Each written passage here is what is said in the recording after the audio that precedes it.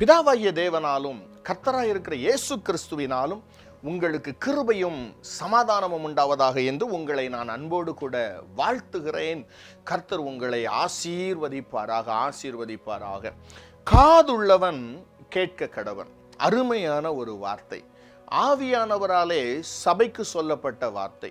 ஆண்டவராகிய இயேசு கிறிஸ்துவினாலே தம்மை சுற்றிலும் இருந்த மக்களுக்கும் தம்முடைய சீஷர்களுக்கும் சொல்லப்பட்ட வார்த்தை. காதுள்ளவன் கேட்க கடவன். அதற்கு என்ன அர்த்தம்? சத்தியத்தை நான் பேசிக்கொண்டே இருப்பேன். விருப்பம் இருந்தால் கேட்டுக்கொள்ளலாம், விருப்பம் இல்லாவிட்டால் சென்று கொண்டே இருக்கலாம் என்பதுதான் அதற்கு அர்த்தம். ஆண்டவர் எசேக்கியேலிடத்திலே சொல்லும் போதும் அதைத்தான் சொன்னார். மனுபுத்திரனே, நீ என் வார்த்தைகளை காதுகளினாலே கேட்டு உன்னுடைய வாயினாலே அவர்களை எச்சரிப்பையாக. அவர்கள் கேட்டாலும் சரி கேளாவிட்டாலும் சரி சொல்ல வேண்டியது உன்னுடைய கடமை, நீ சொல்லிவிட வேண்டும். இந்த சத்தியம் தொலைக்காட்சி அந்த வேலையை செய்து கொண்டிருக்கிறது. குறிப்பாக சபைகளுக்கு அந்த வேலையை செய்து கொண்டிருக்கிறது. ஆவியானவருடைய சத்தத்தை சபைகளுக்கு தொனித்து கொண்டிருக்கிறது சத்தியம் தொலைக்காட்சி. அந்த சத்தியம் தொலைக்காட்சியோடு இணைந்து தேவனுடைய ஊழியக்காரனாகிய நானும் உங்களோடு கூட ஆவியானவருடைய சத்தத்தை பகிர்ந்து கொள்வதில் மகிழ்ச்சி அடைகிறேன். இன்றைக்கு ஒரு காரியத்தை உங்களோடு கூட பகிர்ந்து கொள்ள விரும்புகிறேன். வெளிப்படுத்தின விசேஷம் 22வது அதிகாரம் 3வது வசனம். வெளிப்படுத்தின விசேஷம் 22வது அதிகாரம் 3வது வசனம். அந்த வசனத்தை வாசிக்கிறேன், நீங்கள் கவனியுங்கள். இனி ஒரு சாபமும் இராது, தேவனும் ஆட்டுக்குட்டியானவரும் இருக்கிற சிங்காசனம் அதில் இருக்கும். அந்த வசனத்தை நீங்கள் கவனித்து பாருங்கள், உற்று பாருங்கள். இனி ஒரு சாபமும் இராது, ஒரு சாபமும் இராது. அந்த வார்த்தையினுடைய ஆழம் கொஞ்சம் அழுத்தமானது. அதிலே நாம் கவனிக்க வேண்டிய ஒரு முக்கியமான வார்த்தை இனி என்பதாகும். இனி என்றால் என்ன அர்த்தம்? இதற்கு மேல். எதற்கு மேல் சாபம் இராது? அப்படியானால் எது வரைக்கும் சில சாபங்கள் வருகிறது, எது வரைக்கும் சாபம் தங்கி இருக்கிறது என்பதை நாம் அறிந்து கொள்ள வேண்டும். இனி ஒரு சாபமும் இராது என்று சொல்லப்படும் போது அதற்கு முந்தைய அதிகாரத்தை கவனித்து பார்த்தால் ஆட்டுக்குட்டியானவருடைய கல்யாணம் நடக்கிறது, கல்யாண விருந்து நடக்கிறது. ஆட்டுக்குட்டியானவர், அவருடைய மனைவி ஆகிய மணவாட்டி இருவருக்கும் கல்யாணம் நடக்கும்போது அந்த கல்யாண விருந்திலே பங்கு கொள்ளுகிற நாம் எல்லாரும் ஆட்டுக்குட்டியானவருடைய திருமணத்தில் இணைந்திருக்கும் போது, அதாவது நேரடியாக சொல்லுகிறேன், பரலோக ராஜ்யத்திற்குள் காலடி எடுத்து வைத்த உடனே வேதம் சொல்லுகிறது இனி சாபம் இராது, இனி சாபம் இராது. அப்படியானால் பரலோகத்திற்குள் போகிற வரைக்கும் சில சாபங்கள் பூமியிலே உண்டு. இன்றைக்கு பலர் பல விதமாக அந்த சாபங்களை குறித்து பேசுகிறதை நாமும் பார்க்கிறோம். சாபத்தின் வல்லமைகளுக்கெல்லாம் இயேசு நம்மை நீங்களாக்கி மீட்டு கொண்டார். எனவே இனி சாபம் என்பதே பூமியிலே இல்லை. இயேசுவை ஏற்றுக்கொண்ட மனிதர்களுக்கு சாபம் வருவதற்கு வாய்ப்பே இல்லை. ஆண்டவராகிய இயேசு கிறிஸ்துவின் இரத்தத்தாலே ஒரு மனிதன் கழுவப்படும் போதே அவனுடைய சாபங்கள் அனைத்தும் அவனை விட்டு போய்விடுகிறது. அதற்கு பின்பு சாபம் என்கிற வார்த்தையே இருப்பதில்லை என்று சொல்லி பலர் பேசிக் கொண்டிருக்கிறதை நாமும் கேட்டுக்கொண்டிருக்கிறோம். பலவிதமான குழப்பங்கள் நமக்குள்ளே வந்து கொண்டிருக்கிறது. எனக்கு அருமையான அன்பு தேவனுடைய பிள்ளைகளே, நாம் வேதத்தை கவனித்து பார்த்தால் வேதத்தில் 2 விதமான சாபங்கள் இருப்பதை நாம் அறிந்து கொள்ளலாம். ஒன்று நிவிர்த்தியாகக்கூடிய சாபம், பலியினாலும் காணிக்கையினாலும் நிவிர்த்தியாகக்கூடிய சாபம். இன்னொன்று நிவிர்த்தியாகக்கூடாத சாபம். உதாரணமாக பூமியை தேவன் சபித்தார். ஆதாமினுடைய பாவத்தை நிமித்தமாக உன் நிமித்தம் இந்த பூமி சபிக்கப்பட்டிருக்கும். இதற்கு பின்பு பூமி அதன் பலனை உனக்கு கொடாது. நீ உன்னுடைய வேர்வையை சிந்தித்தான் பலனை புசிக்க வேண்டும். அந்த பூமி இதற்கு பின்பு உனக்கு முள்ளும் குறுக்கையும் உனக்கு முளைப்பிக்கும் என்று சொன்னார். அந்த சாபம் இதுவரைக்கும் இருந்து கொண்டே இருக்கிறது. நான் ரட்சிக்கப்பட்ட உடனே என்னுடைய சரீரத்தில் வேர்வை வருகிறது, நின்று விடுகிறதா? இல்லை. மனிதனுடைய வேர்வை தேவன் கொடுத்த சாபத்தின் விளைவு, அது சாபத்தின் வெளிப்பாடு. பூமி தன்னுடைய விளைச்சலை இன்றைக்கு பரிபூர்ணமாக கொடுக்கிறதா? கொடுப்பதில்லை. அது தேவன் கொடுத்த சாபம். ஸ்திரீகளுக்கு ஆண்டவர் சொன்னார், நீ வேதனையோட பிள்ளை பெறுவாய். நீ கருவுற்றிருக்கும் போது உன்னுடைய வேதனையை, உன் கர்ப்ப காலத்தில் உன்னுடைய வேதனையை நான் பெருக பண்ணுவேன் என்று சொன்னார். இன்றைக்கு வரைக்கும் அந்த சாபம் இருக்கிறது. ரட்சிக்கப்பட்ட உடனே, அபிஷேகம் பெற்ற உடனே அந்த பிள்ளை பேறு காலத்திலே வேதனை இல்லாமல் இருக்கிறதா? கர்ப்ப காலத்தின் வேதனை இல்லாமல் இருக்கிறதா? நோ. காரணம், அது தேவன் கொடுத்த சாபம். அது நிவிர்த்தியாக முடியாத சாபம். அது ஒரு காலம் நிவிர்த்தியாகாது. ஏலியின் குடும்பத்திற்கு ஆண்டவர் கொடுத்த சாபம் நான் உனக்கு சொல்லி இருக்கிற காரியங்கள் ஒரு பலியினாலாவது காணிக்கையினாலாவது அந்த அக்கிரமங்கள் நிவிர்த்தி ஆகாது என்று சொன்னார். அது நிலைத்து நிற்கும் அப்படியே என்று சொன்னார். எனக்கு அருமையான அன்பு தேவனுடைய பிள்ளைகளே, எனவே அந்த சாபத்தின் வல்லமையை குறித்து நாம் எச்சரிக்கையாக இருக்க வேண்டும். நாம் எப்படி வேண்டுமானாலும் ஜெபித்து கொள்ளலாம், இயேசு மன்னித்து விடுவார். உடனே அந்த சாபங்கள் எல்லாம் என்னை விட்டு, எல்லா சாபமும் என்னை விட்டுட்டு போயிடும், நான் சூப்பராயிடுவேன், சந்தோஷமாயிருவேன், அதற்குத்தான் இயேசு எனக்கு இருக்கிறாரே என்கிற தைரியத்தில் மனிதன் விளையாடக்கூடாது. தேவனோடு சத்தியத்தோடு விளையாடக்கூடாது, மற்றவர்கள் வாழ்க்கையிலே விளையாடக்கூடாது. சாபத்தின் வல்லமை கொடுமையானது. சாபம் ஒரு மனுஷனுடைய வாழ்க்கையில இறங்கிவிட்டால் அந்த மனிதனுடைய நிலைமை பரிதாபமாக போகும்.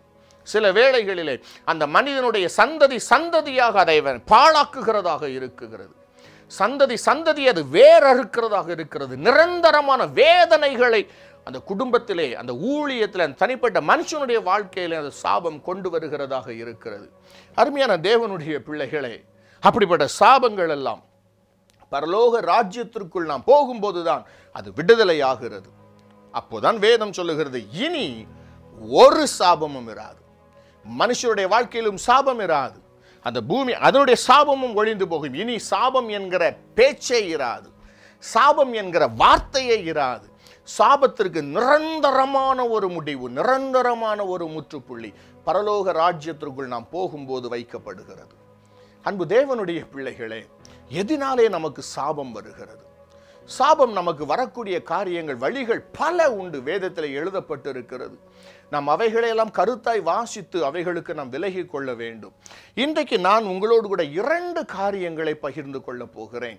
பொதுவாகவே நமக்கு சொல்லப்படாத 2 காரியங்கள், நாம் அதிகமாக அறிந்திருக்காத 2 காரியங்கள் மூலமாக நமக்கு சாபம் வருகிறது. எப்படி அந்த சாபம் உள்ளே வருகிறது என்பதை குறித்து நான் இன்றைக்கு வேத வசனத்திலிருந்து உங்களோடு கூட பகிர்ந்து கொள்ள போகிறேன். என்னை கவனியுங்கள். முதலாவது, அப்போஸ்தலனாகிய பரிசுத்த பவுல் கொரிந்தியருக்கு எழுதின முதலாவது நிருபம் 16வது அதிகாரம் 22வது வசனம். புதிய ஏற்பாட்டிலிருந்து நான் உங்களோடு பேசிக் கொண்டிருக்கிறேன். 1 கொரிந்தியர் 16வது அதிகாரம் அதில் 22வது வசனத்தை நான் உங்களுக்காக வாசிக்கிறேன், கவனியுங்கள். ஒருவன் கர்த்தராகிய இயேசு கிறிஸ்துவினிடத்தில் அன்பு கூறாமற் போனால் அவன் சபிக்கப்பட்டவனாய் இருக்க கடவன். கர்த்தர் வருகிறார். பிரியமான தேவனுடைய பிள்ளைகளே, புதிய ஏற்பாட்டில் தான் சாபம், சபிக்கப்பட்டவன் என்கிற வார்த்தை இந்த நாம் வாசித்த வேத வசனத்தில் எழுதப்பட்டிருக்கிறதை நான் உங்களுக்கு காண்பித்தேன். இந்த வசனம் என்ன சொல்லுகிறது? ஒருவன் கர்த்தராகிய இயேசு கிறிஸ்துவினிடத்தில் அன்பு கூறாமற் போனால், இயேசுவை நேசியாமல் போனால் அவன் மேல் சாபம் தங்கி இருக்கும். அந்த மனிதன் சபிக்கப்பட்ட மனிதனாக இருப்பான். அவனுக்குள்ளாக சாபத்தின் வல்லமை கிரியை செய்து கொண்டே இருக்கும். அந்த சாபத்தின் வல்லமை கடைசியில் அந்த மனிதனை ஒரு இடத்திலே கொண்டு போய் தள்ளும் என்று சொல்லி அப்போஸ்தலனாகிய பரிசுத்த பவுல் மூலமாக ஆவியானவர் எழுதுகிறார். என்னை பார்த்து கொண்டிருக்கிற எனக்கு அருமையான அன்பு சகோதரனே, அன்பு சகோதரியே, இயேசு உங்களை நேசிக்கிறார். இதை கேட்பதற்கு நமக்கு இனிமையாக இருக்கிறது. அதையே கேட்டு கேட்டு பழகி போனோம்.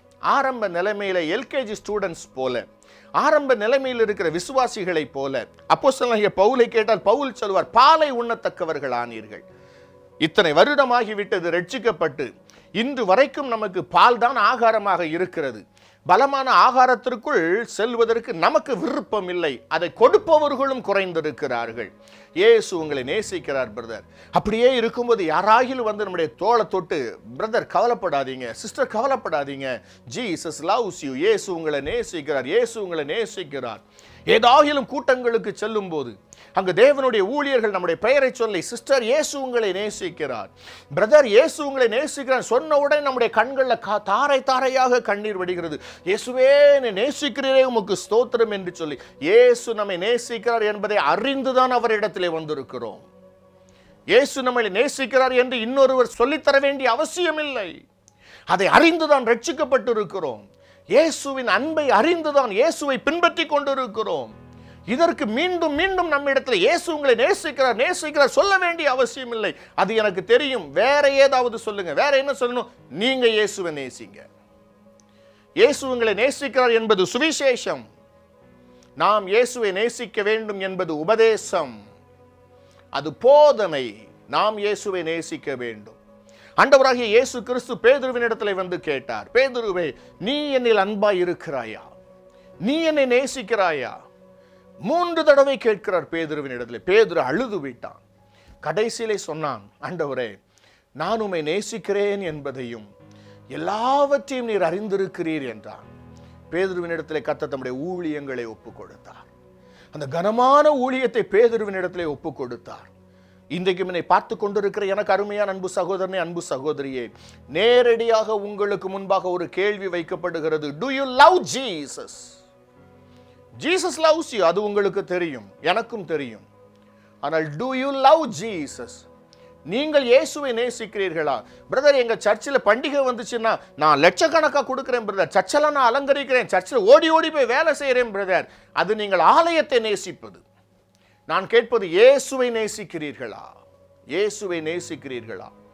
உடனே நீங்க பதில் சொல்லலாம், ஆமா பிரதர், நான் இயேசுவை நேசிக்கிறேன் பிரதர். இயேசுவை எப்படி நேசிக்கிறீங்க? ஏசப்பா ஏசப்பா நீ கூப்பிட்டுட்டே இருக்கிறேன், நான் சோத்திர சோத்திர சோத்திர சோத்திரன்னு சொல்லிக்கிட்டே இருக்கிறேன். யாராவது இயேசுவை பற்றி பேசுறாங்கன்னா எனக்கு கோபம் வந்துடும் பிரதர், நான் சண்டைக்கெல்லாம் போய் இருக்கிறேன் பிரதர். நான் இயேசு அந்த அளவு நேசிக்கிறேன். சரி, அதை குறித்து வேதம் என்ன சொல்லுகிறது? நான் இயேசுவை நேசித்தால் என்னுடைய வாழ்க்கை எப்படி இருக்கும்? இயேசுவை நேசிக்கிற நேசத்தை நான் எப்படி வெளிப்படுத்துவது? வேதம் கூறுகிறதை கவனிப்போமா?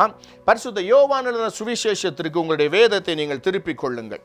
யோவான் எழுதின சுவிசேஷம் 14வது அதிகாரம் 15வது வசனம் 23வது வசனம் 2 வசனங்களை நான் உங்களுக்காக வாசிக்கிறேன், கவனியுங்கள். யோவான் 14வது அதிகாரம் 15 மற்றும் 23வது வசனம். முதலாவது 15வது வசனத்தை வாசிக்கிறேன், கவனிங்க. நீங்கள் என்னிடத்தில் அன்பாயிருந்தால், அதாவது இயேசு சொல்லுகிறார், நீங்க என்னை நேசிச்சா, நீங்க என்னில் அன்பாயிருந்தால் என்னுடைய கற்பனைகளை கைக்கொள்ளுவீர்கள். 23வது வசனம் சொல்லுகிறது, இயேசு அவனுக்கு பிரதியுத்தரமாக, ஒருவன் என்னில் அன்பாயிருந்தால் அவன் என் வசனத்தை கைக்கொள்ளுவான். வசனத்தை கைக்கொள்ளுவான். என்னை பார்த்து கொண்டிருக்கிற அருமையான அன்பு ஐயா, அருமையான அன்பு அம்மா, நீங்க இயேசுவை நேசிக்கிறீங்களா? ஆமா அப்படின்னு பதில் சொன்னோம்ல. இப்போ நீங்களும் நானும் இயேசுவை நேசிச்சா என்ன செய்வோமான்னு தெரியுமா? அவருடைய கற்பனைகளை கைக்கொள்ளுவோமா? அவருடைய கற்பனைகள் என்ன? 2 கற்பனைகளை இயேசு சொல்லி இருக்கிறார். ஒன்று, உன் தேவனாகிய கர்த்தரிடத்தில் முழு இருதயத்தோடும் முழு ஆத்துமாவோடும் முழு பலத்தோடும் அன்பு கூறுவாயாக. 2வது, உன்னை நேசிப்பது போல பிறனையும் நேசி. அவருடைய வசனங்கள், அவர் கூறியிருக்கிற கர்த்தருடைய வார்த்தைகள், அவர் பேசியிருக்கிற அந்த வேத எழுத்துக்கள், இவைகளுக்கு நான் கீழ்ப்படிய வேண்டுமா? அவைகளை நான் கைக்கொள்ள வேண்டுமா? அவைகளை கைக்கொண்டு என்னுடைய வாழ்க்கையிலே இதை நான் அபியாசப்படுத்த வேண்டும். அதாவது என்னை பார்த்தால் இந்த வேத வசனத்தை பார்க்கிறது போல இருக்க வேண்டும். ஒவ்வொரு வேத வசனத்திற்கும் என்னுடைய வாழ்க்கை சாட்சியாக இருக்க வேண்டும். வேதம் சொல்லுகிறபடி நான் பார்க்க வேண்டும். வேத வசனம் சொல்லுகிறபடி நான் பேச வேண்டும். வேத வசனம் சொல்லுகிறபடி நான் நடக்க வேண்டும். வேத வசனம் சொல்லுகிறபடி நான் பார்க்க வேண்டும். அனைத்தையும் வேத வசனத்தின்படி, வேத வசனத்தின்படி.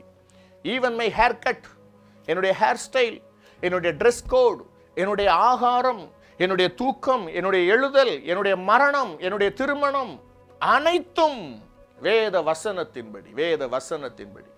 இயேசு சொன்னார், ஒருவன் என்னில் அன்பாயிருந்தால் அவன் என் வசனத்தை கைக்கொள்ளுவான். வசனத்தை கைக்கொள்ளுவான். அருமையான அன்பு தேவனுடைய பிள்ளைகளே, இயேசுவை நாம் நேசிக்காவிட்டால், இயேசு கிறிஸ்துவினிடத்தில் நாம் அன்பு கூறாமற் போனால் சாபம் நம்மேல் வருகிறது. நாம் சபிக்கப்பட்டவர்களாக புறந்தள்ளப்படுகிறோம். 2வது ஒரு காரியத்தை உங்களுக்கு முன்பாக நான் வைக்க விரும்புகிறேன். இது பழைய ஏற்பாட்டில் இருந்து ஒரு காரியம். நீதிமொழிகளின் புஸ்தகம் 28வது வசனத்திற்கு உங்களுடைய வேதத்தை நீங்கள் திருப்பிக் கொள்ளுங்கள். நீதிமொழிகள் 28வது அதிகாரம் அதில் 27வது வசனத்தை நான் உங்களுக்காக வாசிக்கிறேன், கவனியுங்கள்.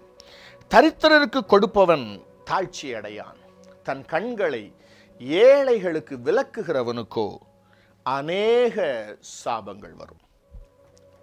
அந்த வசனத்தை நல்லா படிங்க, நான் திரும்ப சொல்லுகிறேன்.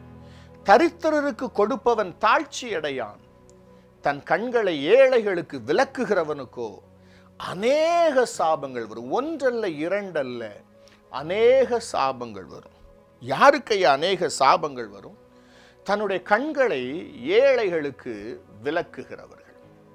அதாவது ஏழைகள் கஷ்டப்படும் போது அதை கண்டும் காணாமல் போகிறவர்கள். ஏழைகள் கஷ்டப்படும் போது தேவன் தங்களுக்கு கொடுத்தவைகளில் இருந்து எடுத்து தாராளமாக தங்களுடைய கரங்களை திறந்து ஏழைகளுக்கு கொடுக்காதவர்கள். அப்படிப்பட்டவர்களுக்கு அநேக சாபங்கள் வரும் என்று எழுதப்பட்டிருக்கிறது. இன்றைய நாட்களில் ஏழைகளுக்கு கொடுப்பதை பற்றி அதிகமாக பிரசங்கிக்கப்படுவதில்லை. அதற்கு காரணம், பிரசங்க பீடத்திற்கு வருகிற வருமானங்கள் குறைந்து விடுமோ என்கிற பயம். ஐயோ, தங்களுக்கு கொடுக்கப்படுகிற காணிக்கைகளை எடுத்து ஜனங்கள் ஏழைகளுக்கு கொடுத்து விடுவார்களோ, அதற்கு பின்பு தாங்கள் ஏழைகளாகி விடுவோமோ என்கிற பயம். ஏழைகளுக்கு கொடுப்பதை பற்றி தான் வேதம் சொல்லுகிறது. உற்சாகமாய் கொடுக்க வேண்டும், விசனமாயும் அல்ல, கட்டாயமாகவும் அல்ல, மனப்பூர்வமாக கொடுங்கள் என்று எழுதப்பட்டிருக்கிறது. அது காணிக்கை குறித்து எழுதப்படவில்லை வேதத்திலே, அது ஏழைகளுக்கு கொடுத்ததை குறித்து எழுதப்பட்டிருக்கிறது. ஏழைகளுக்கு கொடுப்பதை குறித்து எழுதப்பட்டிருக்கிறது. தான தர்மம் செய்வதற்கு மறவாதிருங்கள், இப்படிப்பட்ட பலிகள் மேலே தேவன் பிரியமாயிருக்கிறார் என்று எழுதப்பட்டிருக்கிறது. என்னை பார்த்து கொண்டிருக்கிற எனக்கு அருமையான அன்பு சகோதரனே, அன்பு சகோதரியே, சமீப காலமாக கிட்டத்தட்ட மார்ச் மாத பாதியில் இருந்து நம்முடைய தேசத்திலே லாக்டவுன் வந்தது. எத்தனை பேர் ஆகாரம் இல்லாமல் கஷ்டப்பட்டார்கள், எத்தனை பிள்ளைகள் படிப்புக்கு ஃபீஸ் கட்ட முடியாமல் கஷ்டப்பட்டார்கள். நீங்கள் லட்சம் கொடுக்க வேண்டிய அவசியம் இல்லை. 100 ரூபாய், 100 ரூபாய் உங்களுடைய கரங்களில் இருந்து, கர்த்தர் உங்களுக்கு கொடுத்த வருமானத்தில் இருந்து ஏழைகளுக்கு நீங்கள் தாராளமாய் கொடுத்தீர்களா? தாராளமாய் கொடுத்தீர்களா? பிரதர், நான் ஊழியத்துக்கு நிறைய கொடுத்தேன் பிரதர். அது வேற, நான் அதை பற்றி பேசவே இல்லை. ஆனால் வேதம் சொல்லுகிறது, ஏழைகளுக்கு தன்னுடைய கண்களை விலக்கினால் அவனுக்கு சாபம் வரும் என்று எழுதப்பட்டிருக்கிறது. கொடுத்தீங்களா ஏழைகளுக்கு? எங்களுடைய ஊழியம் சிறிய ஊழியம் தான்.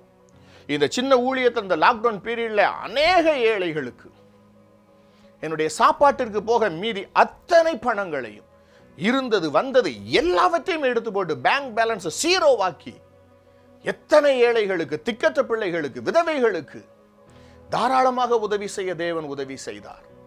நீங்கள் கொடுத்தீர்களா? நீங்க கொடுத்தீங்களா பிரதர்? சாப்பாடு இல்லாம சாலை ஓரம் உட்கார்ந்து இருக்கிறவங்களுக்கு ஒரே ஒரு பார்சல் சாப்பாடு கொடுத்தீங்களா?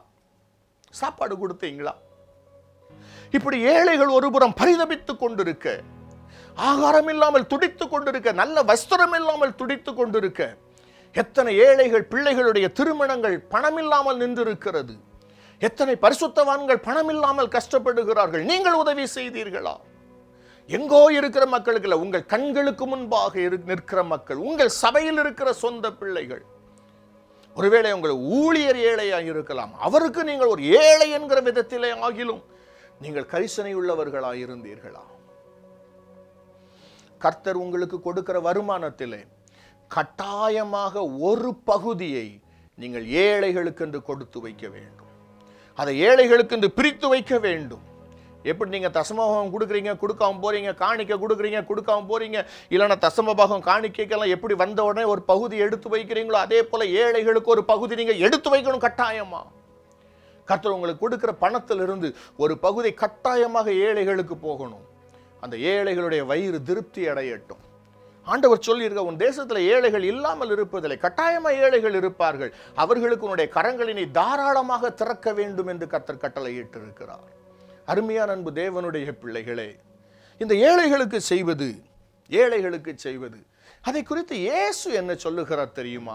பரிசுத்த மத்தேயு எழுதின சுவிசேஷம் 25வது அதிகாரம் 31 - 46 வசனங்கள் வரைக்கும் வாசித்து பாருங்கள். மத்தேயு 25, 31 - 46 வசனங்கள் வரைக்கும் நீங்கள் வாசித்து பாருங்கள். மனுஷகுமாரன் சிங்காசனத்தில் அமர்ந்திருக்கும் போது 2 பிரிவுகளாக மக்கள் பிரிக்கப்படுகிறார்கள். அதில் ஒரு பிரிவு வலது பக்கம், இன்னொரு பிரிவு இடது பக்கம். வலது பக்கத்தில் நிற்கிறவர்களை பார்த்து கர்த்தர் சொல்லுகிறார், என் பிதாவினால் ஆசீர்வதிக்கப்பட்டவர்களை நீங்கள் செல்லுங்கள் பரலோக ராஜ்யத்திற்கு. இடதுபுறம் நிற்கிறவர்களை பார்த்து இயேசு சொல்லுவாராம், என் பிதாவினால் சபிக்கப்பட்டவர்களே நீங்கள் நரகத்திற்கு போங்கள். நான் வஸ்திரம் இல்லாதிருந்தேன், நீங்கள் வஸ்திரம் கொடுக்கவில்லை. நான் ஆகாரம் இல்லாதவனாய் இருந்தேன், எனக்கு ஆகாரம் கொடுக்கவில்லை. நான் சிறைச்சாலையிலே இருந்தேன், என்னை விசாரிக்க வரவில்லை. காவலில் இருந்தேன், என்னை விசாரிக்க வரவில்லை. இந்த சிறியரில் ஒருவருக்கு எதை நீங்கள் செய்யாதிருந்தீர்களோ அதை எனக்கே செய்யாதிருந்தீர்கள். பார்த்தீர்களா? ஏழைகளுக்கு நாம் கொடுக்காமல் போவது நம்முடைய நித்திய வாழ்க்கை வரைக்கும் சாபமாக வந்து நம்மை பாதிக்கிறது, நம்மை பரலோக ராஜ்யத்தை விட்டு துரத்தி போடுகிறது. என்னை பார்த்து கொண்டிருக்கிற எனக்கு அருமையான அன்பு சகோதரனே, அன்பு சகோதரியே, ஏழைகளுக்கு இறங்குகிறவன் கர்த்தருக்கு கடன் கொடுக்கிறான். அவன் கர்த்தரை விசாரிக்கிறான். அவன் கர்த்தரை கனம் பண்ணுகிறான். ஏழைகளுக்கு கொடுக்கிறவன். இன்றிலிருந்து ஒரு தீர்மானம். என்ன தீர்மானம் தெரியுமா? ஆண்டவரே, முதலாவது நான் உம்மில் அன்பு கூறுவேன், உம்முடைய வசனங்களை நான் கை கொள்ளுவேன், உம்முடைய வார்த்தைகளுக்கு நான் செவி கொடுப்பேன், அப்படியே நான் கீழ்ப்படுவேன். உம்முடைய வார்த்தைகளுக்கு என்ன விலை கொடுத்தாலும் பரவாயில்லை, கீழ்ப்படுகிறேன். இரண்டாவது, எங்கள் தேசத்தில் இருக்கிற ஏழைகளுக்கு நான் இறங்குகிறேன். எனக்கு நீர் கொடுத்திருக்கிற அந்த சொற்ப வருமானத்திலே ஒரு பகுதியை நான் ஏழைகளுக்காக நான் எடுத்து வைத்து அதை ஏழைகளுக்கு கொடுக்க தீர்மானிக்கிறேன். இது முதற்கொண்டு நான் ஒரு தீர்மானம் எடுக்கிறேன். ஆண்டவரே, நீங்கள் அதை செய்து பாருங்கள். சாபங்கள் உங்கள் வீட்டை விட்டு விலகுகிறதை நீங்கள் காணலாம். சாபத்தின் வல்லமைகள் உங்கள் குடும்பத்தை விட்டு ஓடி போகிறதை காணலாம். ஓடி போகிறதை காணலாம். தீர்மானம் எடுப்பீர்களா? தீர்மானம் எடுப்பீர்களா? சாபத்தின் வல்லமை மிக கொடியது. சாபம் ஒரு குடும்பத்தில் இறங்கிவிட்டால் வேதனை மிக கொடியது. அதற்கு முன்பதாக நாம் நம்மை தப்புவித்துக் கொள்ளுவோம், நம்மை பாதுகாத்துக் கொள்ளுவோம். கர்த்தர் நமக்கு கிருபை தருவாராக. கர்த்தர் நமக்கு ஞானம் தருவாராக. அருமையான அன்பு கர்த்தருடைய பிள்ளைகளே, ஒரு தெளிவோடு ஞானத்தோடு கர்த்தருடைய சமூகத்திலிருந்து தீர்மானத்தோடு கடந்து செல்லுங்கள். இனி நான் உம்மை நேசிப்பேன், ஏழைகளுக்கு இறங்குவேன். தீர்மானியுங்கள். தேவன் உங்களுக்கு உதவி செய்வார், உங்களை ஆசீர்வதிப்பார். God bless you. God bless you.